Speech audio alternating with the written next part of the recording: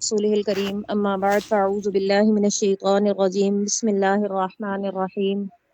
اللهم صل على محمد وعلى آل محمد كما صليت على إبراهيم وعلى آل إبراهيم إنك حميد مجيد اللهم بارك على محمد وعلى آل محمد كما باركت على إبراهيم وعلى آل إبراهيم إنك حميد مجيد الحمدللہ ثم الحمدللہ۔ رمضان المبارک کی نسبت سے اللہ تعالیٰ نے ایک دفعہ ہمیں پھر جوڑا اور ہم قرآن پاک کو پڑھنے اور سمجھنے کے لیے بیٹھے ہیں۔ اللہ تعالیٰ ہم سب کی اس کاوش کو قبول و منظور فرمائے اور ہم سب کو اخلاص کے ساتھ قرآن پڑھنے کی اور سننے کی اور سمجھنے کی اور سب سے زیادہ اس پر عمل کی توفیق نصیب فرمائے۔ قرآن پاک اترا عربی میں ہے اور قرآن پاک کا اصل جو حکم ہے پڑھنے کا وہ عربی ہی ہے۔ یہ بات یاد رکھنی چاہیے۔ آج کل کچھ چیزیں ایسی آ رہی ہیں، سوشل میڈیا پر ایسی چیزیں عام کی جا رہی ہیں کہ جی عربی پڑھنے کا کوئی فائدہ نہیں ہے، جب آپ کو سمجھ نہیں آ رہا تو آپ کیا اس کا فائدہ ہے، آپ کو پتہ ہی نہیں چل رہا آپ کیا پڑھ رہے ہیں، تو یہ بالکل غلط بات ہے۔ قرآن پاک عربی میں اترا ہے تو عربی میں ہی اس کو پڑھنا چاہیے، اور اس کے عربی میں پڑھنے کا سمجھ چاہے نہیں آ رہی پھر بھی مکمل ثواب ہے۔ جس طرح کہ نبی کریم صلی اللہ علیہ وسلم کی ایک حدیث مبارکہ ہے، آپ صلی اللہ علیہ وسلم نے فرمایا کہ جو کوئی قرآن پاک کو پڑھتا ہے تو اللہ تعالیٰ اس کو کتنا اجر عطا فرماتے ہیں۔ فرمایا کہ جو قرآن کا ایک حرف ادا کرتا ہے نا تو اللہ تعالیٰ اس کو 10 نیکیاں عطا فرماتے ہیں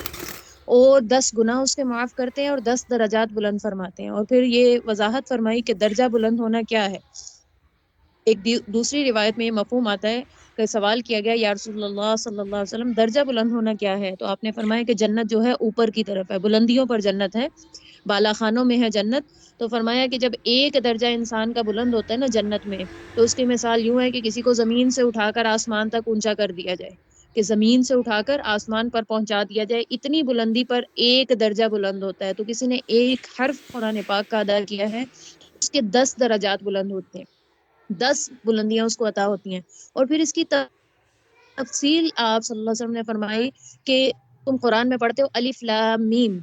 الف لام میم یہ ہے حروف مقطعات۔ اب ہمیں یہ بھی پتہ چل جانا چاہیے کہ حروف مقطعات کیا ہیں۔ حروف مقطعات ان حروف کو کہا جاتا ہے قرآن پاک کے جن کا ترجمہ آج تک نہیں ہو سکا۔ اس کا ترجمہ یعنی اس کا مفہوم، اس کی میننگ کیا ہے، نبی کریم صلی اللہ علیہ وسلم نے اس کی وضاحت نہیں فرمائی اور صحابہ نے بھی اس کی وضاحت نہیں کی۔ اس کا معنی کیا ہے، جیسا الف لام میم، قاف، نون، یاسین، طہ، حمیم، اس طرح کے بہت سی صورتیں سٹارٹ ہوتی ہیں ان حروف مقطعات سے۔ ان کا ترجمہ کسی عالم، کسی مفسر نے نہیں لکھا آج تک، اور وہ یہی کہتے ہیں کہ اس کا ترجمہ اللہ اور نبی کو بہتر پتہ ہے۔ اور آپ صلی اللہ علیہ وسلم نے بھی اس کے ترجمے کے لیے یہی فرمایا کہ اس کے معنی اللہ تعالیٰ بہتر جانتے ہیں، اس کو دنیا میں نہیں کھولا گیا۔ تو آپ صلی اللہ علیہ وسلم نے جب مثال دی نا کہ فرمایا کہ ایک حرف کے اوپر 10 نیکیاں ملتی ہیں، تو آپ نے فرمایا کہ الف لام میم،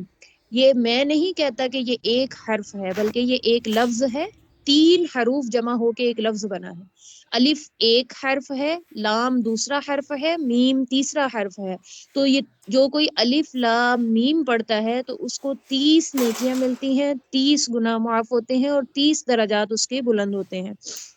تو اس بات سے پتہ چلتا ہے کہ نبی کریم صلی اللہ علیہ وسلم نے جس لفظ کی مثال دی نا کہ اس پر ثواب ملتا ہے، اس کا ترجمہ یعنی ہوا ہی نہیں ہے، اس کا ترجمہ، اس کے میننگ بتائے ہی نہیں گئے۔ ان حروف پر فرمایا کہ 3 حرف بھی پڑھو گے، یہ ایک حرف بھی پڑھو گے تو 10 نیکیاں ملیں گی، 10 گناہ معاف ہوں گے، 10 درجات بلند ہوں گے۔ تو ہمیں یہ بات سمجھ لینی چاہیے کہ قرآن پاک کو ناظرہ پڑھنا، عربی میں پڑھنا، یہ قرآن پاک جس طرح سے اترا ہے اسی طرح پڑھنا، اس میں پورا پورا ثواب ہے، اور ہر حرف پر 10 نیکیاں ملتی ہیں، 10 گناہ معاف ہوتے ہیں، 10 درجات بلند ہوتے ہیں۔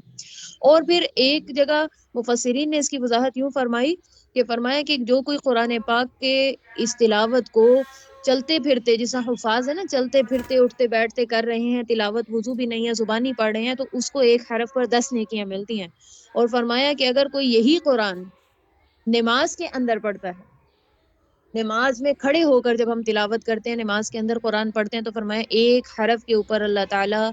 100 نیکیاں عطا فرماتے ہیں، 100 گناہ معاف کرتے ہیں، 100 درجات بلند کرتے ہیں۔ اور فرمایا کہ جو کوئی نماز میں بیٹھ کر قرآن پاک کی تلاوت کرتا ہے، یعنی بیٹھ کر نماز پڑھی، اس میں قرآن کی تلاوت کی، تو فرمایا اس کو 50 نیکیاں ملتی ہیں، 50 گناہ معاف ہوتے ہیں، 50 درجات بلند ہوتے ہیں۔ اور فرمایا کہ جو اس طرح بیٹھ کر قرآن پاک کھول کر ناظرہ پڑھتا ہے وضو کے ساتھ، تو اس کو 25 نیکیاں ملتی ہیں، ایک حرف پر 25 گناہ معاف ہوتے ہیں، 25 درجات بلند ہوتے ہیں۔ اور فرمایا کہ جو کوئی زبانی بغیر وضو کے چلتے پھرتے قرآن پڑھتا ہے تو اس کو ایک حرف پر 10 نیکیاں ملتی ہیں۔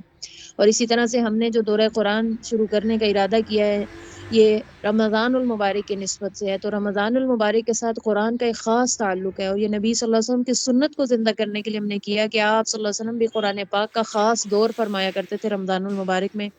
جبریل امین کے ساتھ، کہ قرآن کو رمضان میں پڑھنا یہ لازمی سی چیز ہے، کیوں کہ اللہ تعالیٰ نے فرمایا قرآن اترا ہی رمضان میں ہے، تو اس کا آپس میں تعلق تھا، تو اسی لیے اللہ تعالیٰ نے رمضان المبارک میں ہی قرآن پاک کو اتارا۔ تو جو کوئی رمضان میں قرآن کا ایک حرف پڑھتا ہے تو اس کو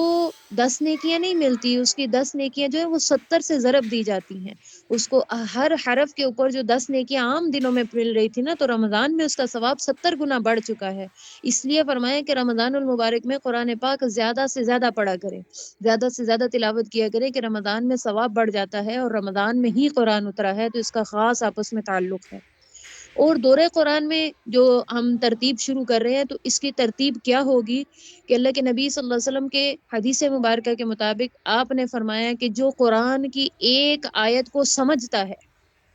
قرآن پاک کی ایک آیت کے مفہوم کو سمجھ لیتا ہے، جس طرح کہ الحمد للہ رب العالمین ایک آیت ہے، کوئی اس کو اس طرح پڑھ رہا ہے تو اس کے ہر حرف پر 10 نیکیاں الگ الگ ملیں گی۔ لیکن فرمایا کہ اگر کوئی ایک آیت کو سمجھ لے، اس کا معنی اور مفہوم سمجھ لے، یہ اس کے 100 نفل پڑھنے سے زیادہ بہتر ہے۔ اتنی بڑی فضیلت آئی ہے کہ 100 نفل پڑھنے سے بہتر ہے کہ قرآن پاک کا ایک آیت جو ہے اس کا مفہوم سمجھ لیا جائے کہ اس میں اللہ تعالیٰ کیا فرما رہے ہیں۔ اب آپ سوچیں کہ قرآن پاک کی کم و بیش 6